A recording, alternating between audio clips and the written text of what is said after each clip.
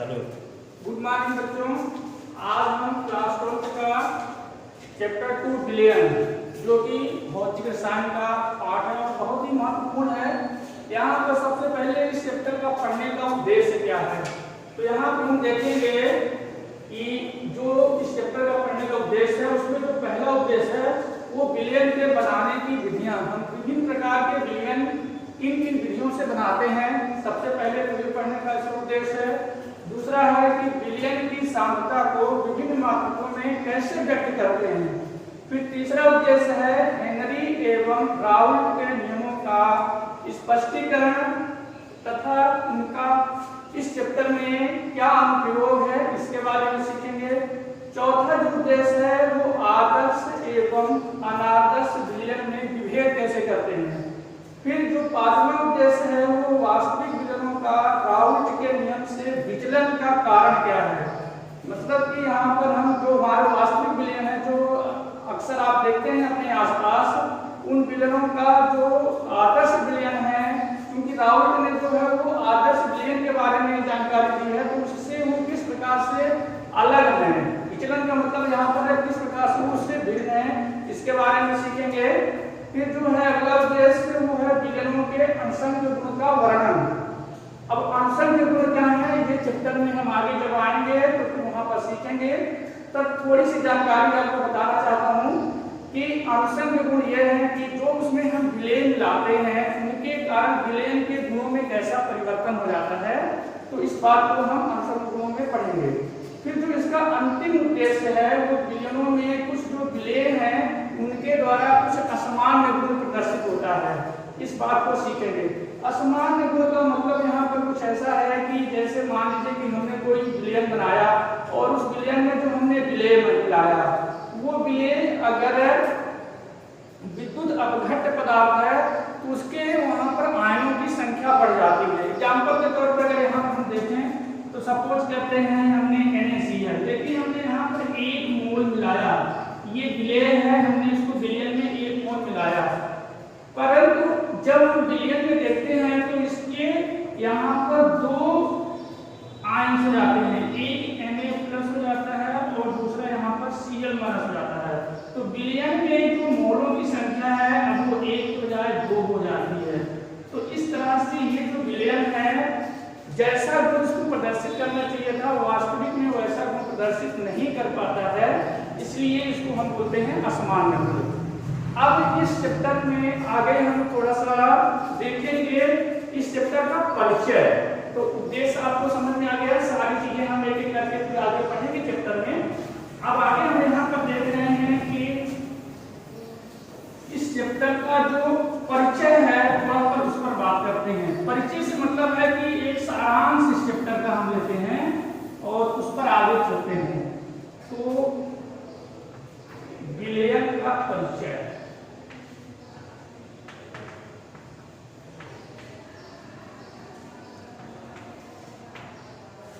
अब इसमें देखते हैं, आपने देखा होगा कि सामान्य जीवन में बहुत सारे ऐसे पदार्थ हैं जो अक्सर मिश्रण के रूप में पाए जाते हैं।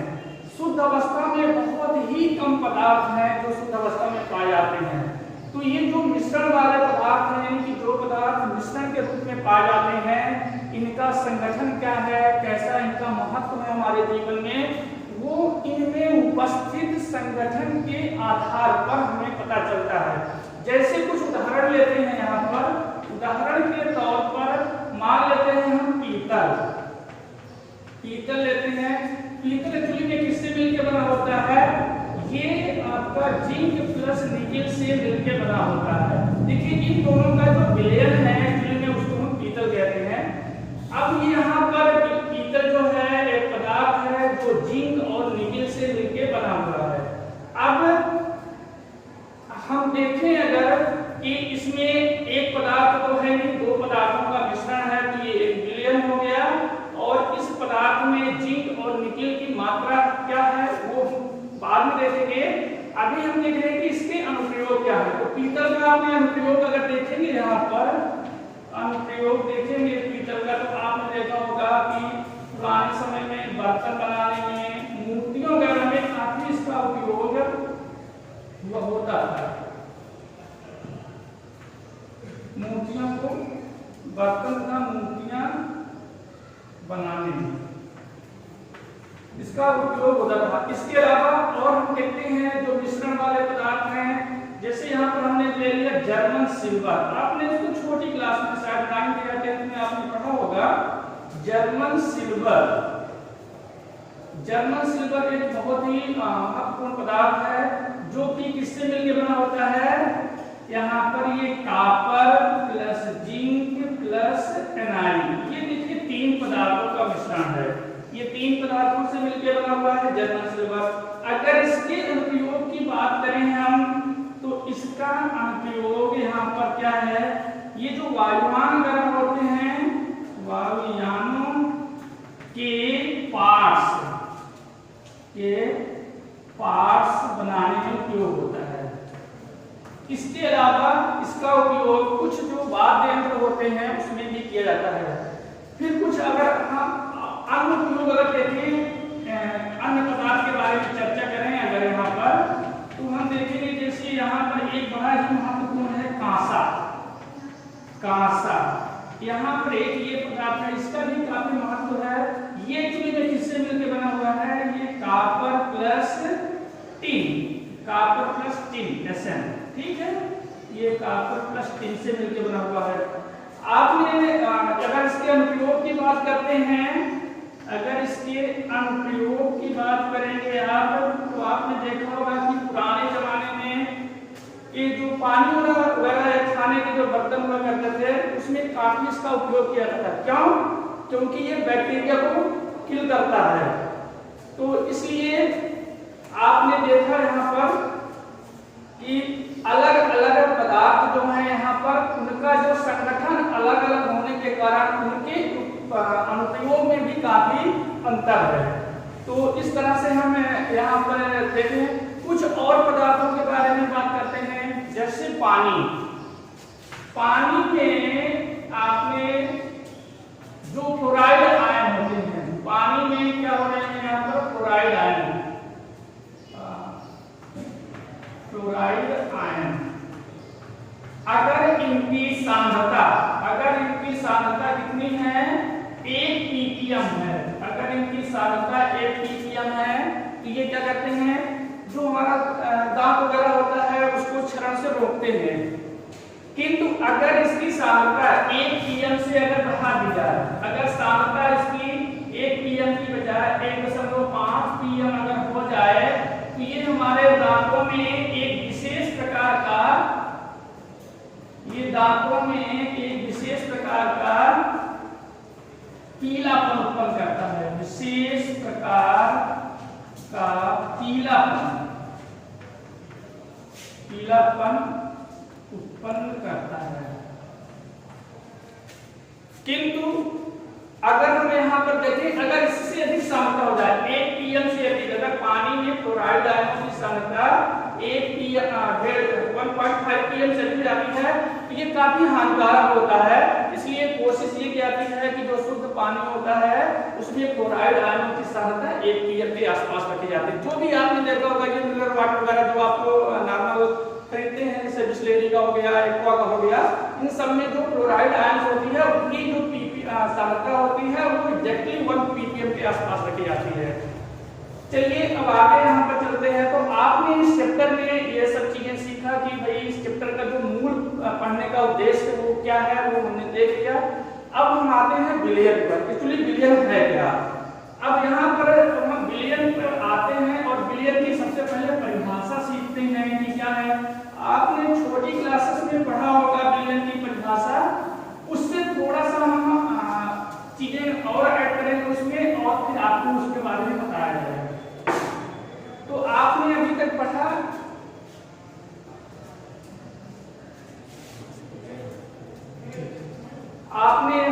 यहाँ पर कि विलयन के बारे में, कि वो जो पदार्थ हमने देखा उसमें वो विलयन ही है, सारा कुछ हमने विलयन ही पढ़ा है।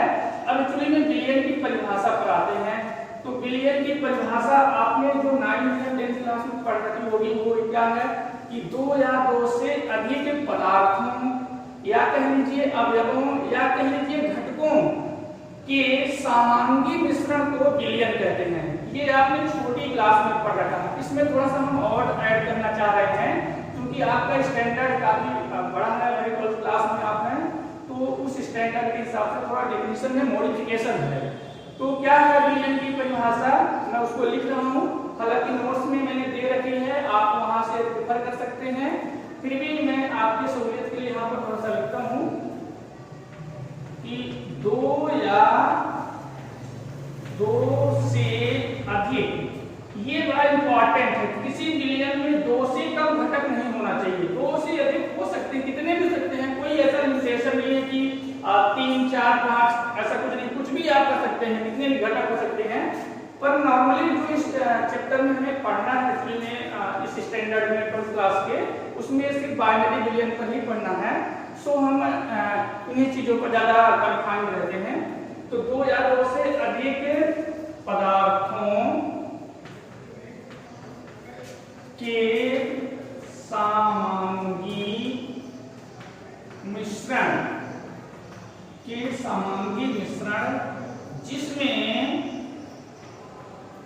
जिसमें एक पदार्थ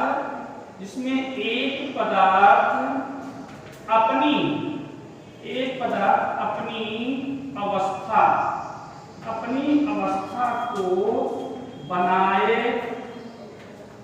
रखता है तथा अन्य पदार्थ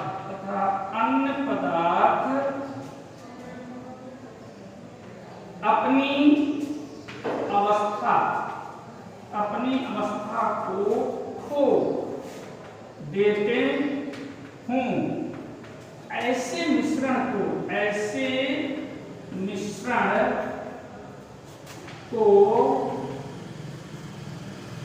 विलयन कहते हैं। ऐसे मिश्रण को विलयन कहते हैं। अब देखिए ये जो परिभाषा है थोड़ा सा चेंज हो गई है यहाँ पर।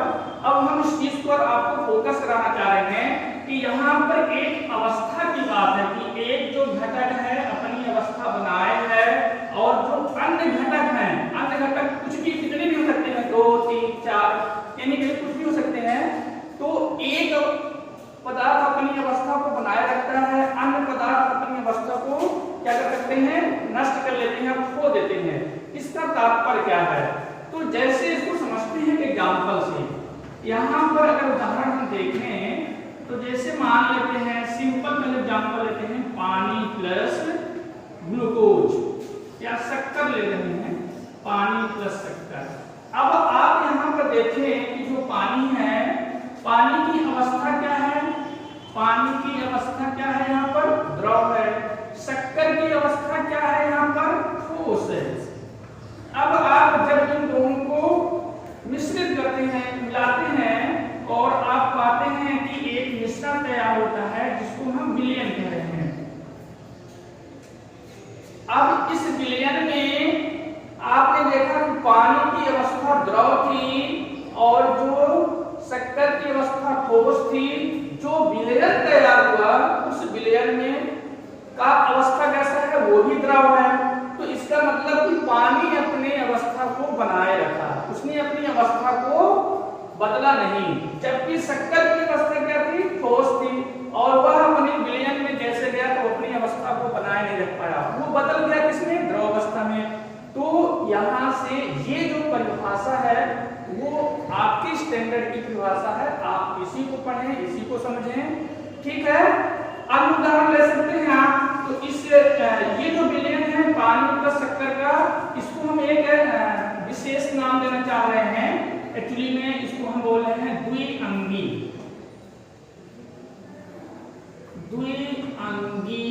विलयन कह रहे हैं। इंग्लिश में इसको बाइनरी विलयन एक्चुअली में कहते हैं, इसको हम द्विअंगी। कहने का मतलब क्या है? इसके नाम से समझ में आ रहा है कि जिसमें दो घटक हों। अब यहाँ पर देखिए पानी एक घटक है और शक्कर दूसरा घटक है, तो दो घटकों से मिलकर बना हुआ है, तो इसको हम द्विअंगी विलयन कह दिए। अब एक चीज यहाँ पर थोड़ा सा कंफ्यूजिंग आपको ये लग रहा होगा कि एक्चुअली में जो अवस्था बनाए रखता है उसे हम क्या कहते हैं, और जो अवस्था को खो देता है उसे हम क्या कहते हैं। तो आगे पर चर्चा करते हैं। अच्छा, कुछ और अन्य उदाहरण देख लेते हैं यहाँ पर। तो मान लेते हैं यहाँ पर पानी प्लस शक्कर प्लस नमक, एक ये भी विलयन है। यहाँ पर देखिए शक्कर ठोस होता है, नमक भी ठोस होता है, तो ये दोनों क्या काम करेंगे, आपका ऐसी अवस्था को करेंगे जो अपना खो देते हैं, वो घटक है, और ये वाला घटक जो है कैसा है, जो अपनी अवस्था को बनाए रखता है। सो हमने इसके उदाहरण देख लिए, तो ये इसको हम बोलेंगे त्रिअंगी विलयन। क्या बोल सकते हैं इसको, त्रिअंगी विलयन। पर एक्चुअली में हमारे चैप्टर में है नहीं, ये हमारे चैप्टर में सिर्फ द्विअंगी विलयन के बारे में है, इसलिए हम यहाँ पर द्विअंगी विलयन पर ही फोकस करेंगे। नेक्स्ट देखते हैं, दो टर्म्स आ रहे हैं, एक होता है विलेय, एक होता है विलायक। तो आइए सीखते हैं विलेय और विलायक क्या होता है, थोड़ी सी उसकी परिभाषा पर फोकस करते हैं, फिर उसकी मीनिंग बताते हैं आपको। यहाँ पर देख रहे हैं विलायक। विलायक क्या होता है, तो अभी हमने आपको बताया कि इसकी परिभाषा दो तरह की हो सकती है विलायक की। एक तो जो आपने 9th क्लास वगैरह में पढ़ा होगा, तो ये विलायक क्या होता है इसके बारे में देखते हैं। तो विलयन में जो पदार्थ अधिक मात्रा में होता है हम नॉर्मली उसे विलायक कहते हैं। ये आपने डिफिनेशन छोटी क्लासेस में 9th-10th में पढ़ रखा होगा, पर हम थोड़ा सा इससे एडवांस से देखते हैं कि इसको कैसे आइडेंटिफाई करेंगे, जो आगे आपको परीक्षाओं में काम आएगा। तो जो पदार्थ यहाँ पर, जो पदार्थ विलयन में, जो पदार्थ विलयन में अपनी अवस्था, विलयन में अपनी अवस्था, बस इतने कर देते हैं, जो पदार्थ विलयन में अपनी अवस्था को बनाए रखते हैं, बनाए रखते हैं, उन्हें या उसे विलायक कहते हैं, विलायक कहते हैं। उदाहरण के तौर पर अगर हम देखें तो जो सबसे यूनिवर्सल एग्जांपल है यहाँ पर पानी। पानी देखिए जो भी विलयन में है ये अपनी अवस्था को हमेशा बनाए रखता है। इसके अलावा आप और ले सकते हैं एथेनॉल वगैरह ले लीजिए, एथेनॉल वगैरह और बहुत सारे हो सकते हैं। आप कार्बनिक रसायन में देखेंगे तो इथेनॉल, बेंजीन, क्लोरोफॉर्म सब विलायक के रूप में काम करते हैं। अब हम विलेय के बारे में बात करते हैं कि विलेय क्या है। तो विलेय के बारे में हम देख रहे हैं, तो इसी परिभाषा के हिसाब से हम उसको भी निकाल सकते हैं। तो कह सकते हैं कि वे पदार्थ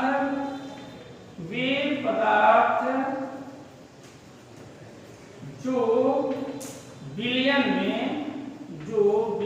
में अपनी अवस्था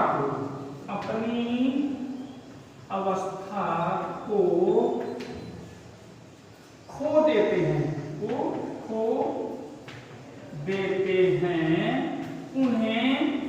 उन्हें क्या कहते हैं, विलेय कहते हैं। और भी एक एग्जांपल तो आप बहुत सारे जानते हैं, शक्कर ले लीजिए, यहाँ पर ग्लूकोज ले लीजिए C6H12, यहाँ पर ग्लूकोज ले लेते हैं, ठीक है। नमक ले लीजिए, बहुत सारे एग्जांपल हो सकते हैं। एक इसका तरीका और हो सकता है विलेय को, कि जो विलयन में कम मात्रा में हो। तो यहाँ पर थोड़ा सा हम आपको एक फ्लो चार्ट के फॉर्म में दे दें इसको। जैसे यहाँ पर विलयन है, तो इस विलयन को हमने कुछ इस तरह से कर लिया है कि जो कम मात्रा में है, तो उसे हम क्या कहेंगे, विलेय कहेंगे। और यहाँ पर अगर ज्यादा मात्रा में है तो उसे हम क्या कहते हैं, विलायक।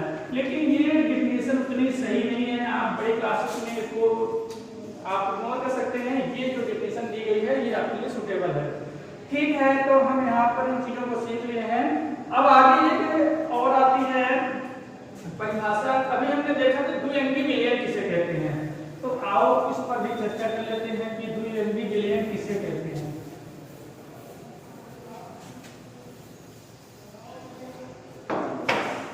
तो यहाँ पर देख रहे हैं द्विअंगी विलयन।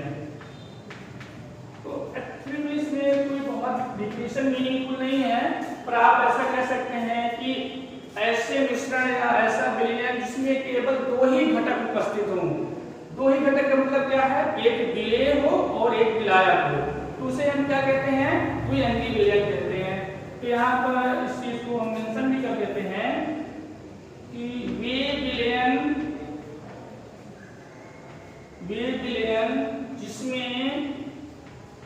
जिसमें एक विलायक तथा दूसरा विलेय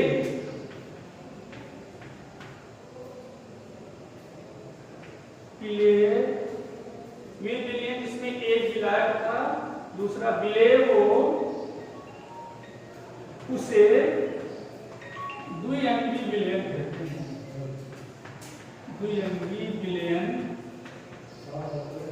कहते हैं। अब द्विअंगी विलयन के एग्जाम्पल बहुत सारे हो सकते हैं, तो इसको हम यहाँ पर आगे देखते हैं। द्विअंगी विलयन के एग्जाम्पल, तो अब इसकी परिभाषा हो गई एग्जाम्पल, तो एग्जाम्पल में एक चार्ट के फॉर्म में देखते हैं तो ज्यादा सुटेबल रहेगा। तो इसको थोड़ा सा हम इरेज कर रहे हैं और आगे चार्ट के फॉर्म में देखते हैं।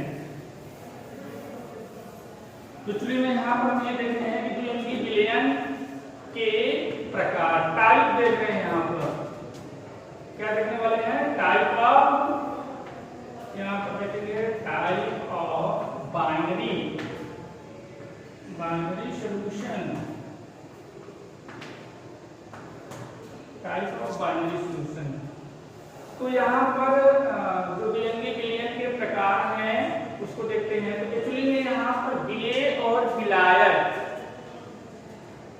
दो चीजों से मिलकर द्विअंगी विलयन बना होता है। तो इसमें जो विलेय की अवस्था है उस अवस्था के आधार पर, तो विलायक की जो अवस्था है उस अवस्था के आधार पर अगर हम परमुटेशन कॉम्बिनेशन करें तो यहाँ पर पाते हैं कि द्विअंगी विलयन 9 प्रकार के हो सकते हैं। द्विअंगी विलयन 9 प्रकार के हो सकते हैं। तो अब इसको हम नेक्स्ट वीडियो में देखेंगे, ठीक है। अभी आप यहाँ तक की तैयारी करिए, नेक्स्ट वीडियो में हम फिर इसके बारे में चर्चा करेंगे।